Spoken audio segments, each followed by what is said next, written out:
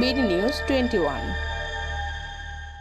এই চার্টের থেকে যদি কোনো ভাড়া কেউ বেশি নেয় এই ব্যাপারে আপনারা বিআরটিএ কর্তৃপক্ষকে অবশ্যই জানাবেন। এখানে কন্ট্রোল রুম রয়ে গেছে, আমাদের পুলিশের কন্ট্রোল রুম রয়ে গেছে। কিন্তু আমি এই পর্যন্ত ইন্সপেকশন করে যা দেখলাম, ভাড়া আপনারাও দেখছেন সবাই, মানে নির্ধারিত যে ভাড়া আছে ওই ভাড়াই কিন্তু সবাই এখনও যাচ্ছে। দুই একটা ছোটোখাটো কমপ্লেন আছে, ওটার এগেনস্টে আমরা অলরেডি ব্যবস্থা নিচ্ছি। তা আমরা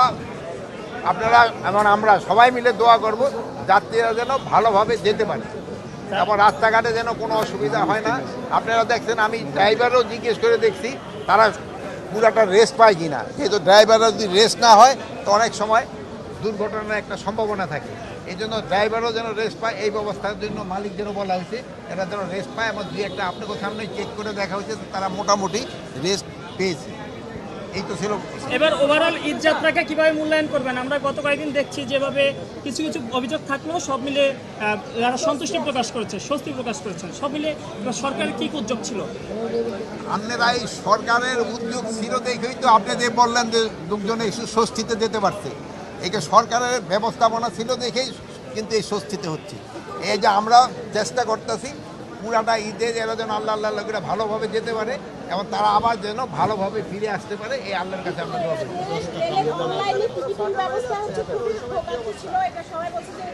আমি রেলের ওখানে তো যাইনি, আমি যদি আগামীকাল গেলে আমি হয়তো সেসব বলতে পারবো। যাত্রা সবারই স্বস্তি হচ্ছে, এখন রাজধানীটা পুরোটা খালি হয়ে যাচ্ছে।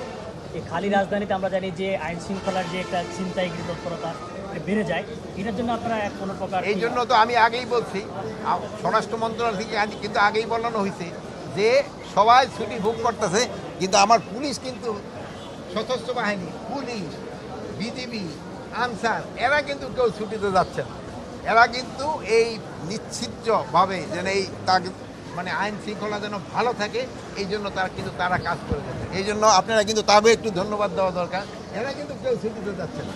এরা আপনারা যেন ভালোভাবে যেতে পারেন, আপনার বাসা বাড়ি যেন রক্ষিত থাকে, এই জন্য সব ধরনের ব্যবস্থা নেওয়া।